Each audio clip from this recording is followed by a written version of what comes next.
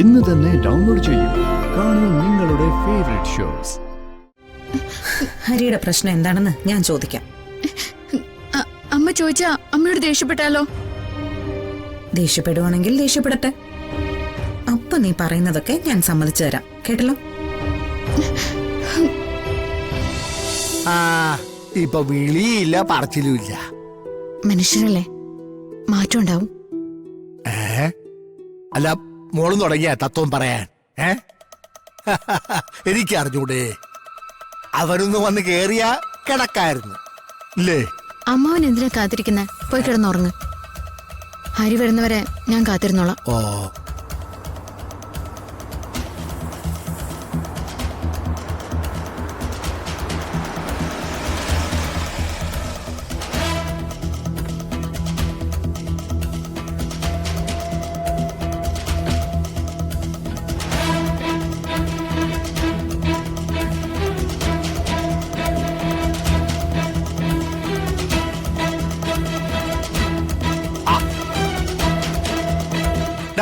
എവിടെയായിരുന്നു ഇതുവരെ?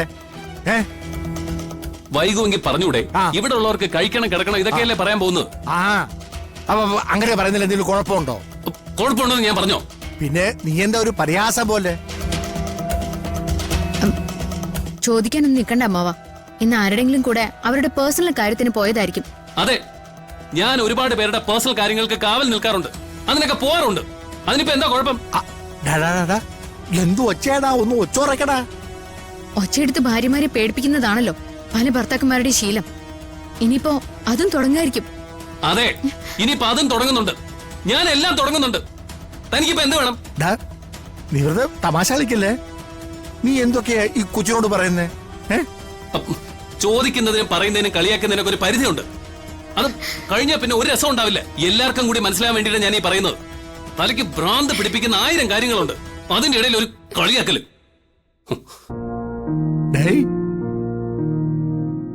അല്ല മോളെ, ഞാൻ കരുതിയത് തമാശ പറയാണെന്ന്. സീരിയസ് ആയിരുന്ന? എന്തിനാ മക്കള് കരയുന്നേ?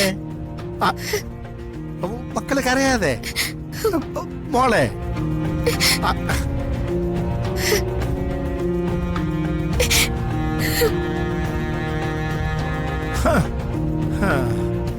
ഹരി, അവള് കരഞ്ഞോണ്ടിറങ്ങി പോയി. പോട്ടെ പോട്ടെ എന്നാ? ഇനിയിപ്പോ പോട്ടെ എന്ന് പറയുന്ന അർത്ഥം കൂടി ഞാൻ മനസ്സിലാക്കി തരണോ?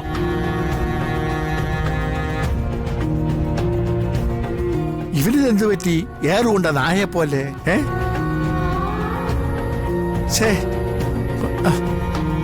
താഴോട്ട് പോകണ്ട.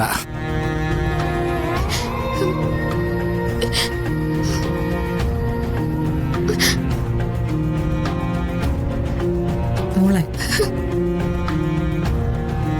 ഹരിയുടെ ദേഷ്യം ഒന്ന് കാണായിരുന്നു അമ്മ. എന്ത് പറയാനാ?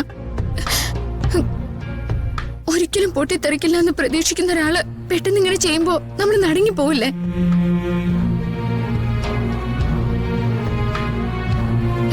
ഞാൻ ഉത്തരയുടെ കാര്യം ചോദിച്ചോണ്ടായിരിക്കും ഇത്രയും ദേഷ്യം. ഏയ്, അതൊന്നും ആവില്ല മോളെ. പിന്നെന്താ, എന്റെ കൂടെ ജീവിക്കാൻ തുടങ്ങിയപ്പോഴാണോ ഈ മാറ്റം? ആയിരിക്കും. ജീവനും കുഴപ്പക്കാരനായിരുന്നില്ലെന്ന് അമ്മ പറഞ്ഞില്ലേ? അപ്പൊ കുഴപ്പം എന്റെ തന്നെയാ. ഇതാണ് എനിക്ക് പിടിക്കാത്തത്. ഒരു കാര്യം ഉണ്ടായാൽ അതെന്താണെന്ന് ചോദിച്ച് നമ്മൾ പരിഹരിക്കാനാണ് നോക്കേണ്ടത്, അല്ലാതെ വെറുതെ ഇരുന്ന് സ്വയം കുറ്റപ്പെടുത്തുകയല്ല വേണ്ടത്. ഒരു ദിവസം ഒന്ന് ചിരിച്ച പിറ്റേ ദിവസം അതിന്റെ കണക്ക് തീർത്ത് കരയണം. ഇത് എന്ത് ഗതികേടാമേ? ഞാനിനി അങ്ങോട്ട് പോകുന്നില്ല, ആരോടൊന്നും സംസാരിക്കാനും നിൽക്കുന്നില്ല. ഭ്രാന്ത് പറയല്ലേ. അങ്ങോട്ട് പോവാതെ പിന്നെ ഇങ്ങോട്ട് പോവാന്? ഞാനിവിടെ അമ്മയുടെ അടുത്ത് നിന്നോളാം. അതെ, ജ്യോതിയുടെ കല്യാണത്തലേന്ന് ഞാൻ അവളോട് സംസാരിക്കുന്നത് മോള് കേട്ടതല്ലേ? ഞാൻ അവളോട് എന്താ പറഞ്ഞേ? ഒരു ജീവിതമാവുമ്പോ ചെറിയ ചെറിയ പ്രശ്നങ്ങളൊക്കെ ഇടയ്ക്കുണ്ടാവും. അതിന്റെ പേരിൽ ഞാൻ എന്റെ വീട്ടിൽ പോവാണെന്നും പറഞ്ഞ് ഇറങ്ങാനൊന്നും പാടില്ല. അത് അവരോട് നിരന്തരമായി പറഞ്ഞുകൊണ്ടിരിക്കാൻ പാടില്ല എന്നൊക്കെയല്ലേ പറഞ്ഞത്? ഞാൻ വന്നതും പറഞ്ഞൊന്നും അമ്മയ്ക്ക് ഇഷ്ടായില്ല അല്ലേ? എങ്കിൽ ഞാൻ പോയേക്കാം. അതാണോ ഞാൻ പറഞ്ഞതിന്റെ അർത്ഥം? എന്തെങ്കിലും ഒരു കാര്യം പറഞ്ഞ അത് മുഴുവനാക്കാൻ സമ്മതിക്കണ്ടേ നീ?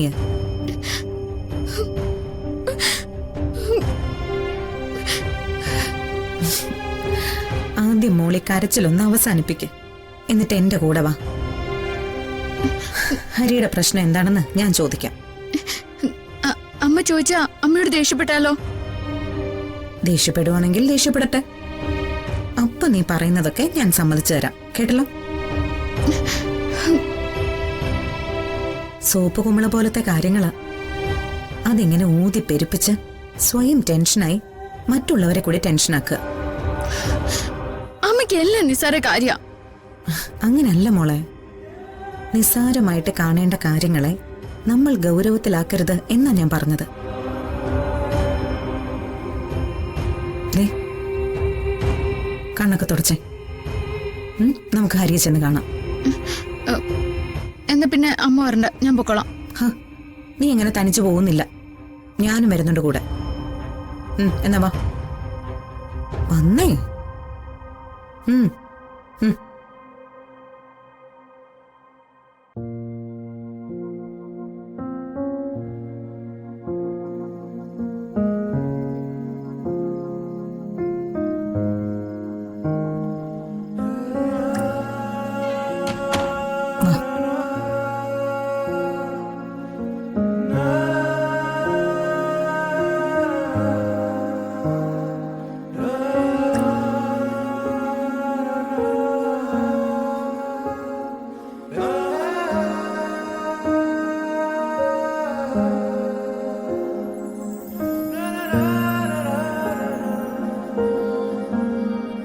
ഹരി, ഹരി, ഹരി. അല്ല സുജാതെ, എന്താ? രാമകൃഷ്ണേട്ടാ, ഹരി എവിടെ? അവൻ മുറിയിലുണ്ട്. എടാ ഹരി, ഡാ ഹരി, ഡാ ഒന്ന് നീങ്ങ വന്നേ. ഡാ ഹരിയേ.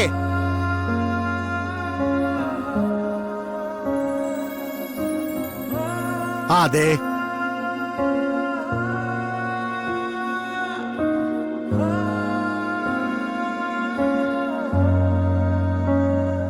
എന്താ ആന്റി? മോനെ, നിങ്ങൾ തമ്മിൽ എന്താ പ്രശ്നം? ഒരു ദാമ്പത്യ ജീവിതമാവുമ്പോ ചെറിയ ചെറിയ പ്രശ്നങ്ങളൊക്കെ ഉണ്ടാവുന്നത് സ്വാഭാവികമാണ്.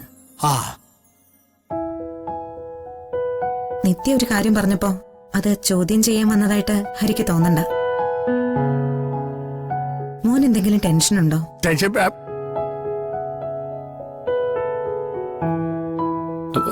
ഇല്ല ആന്റി. ഉണ്ട്. അല്ലാതെ നീ ഇങ്ങനൊന്നും പെരുമാറൂല.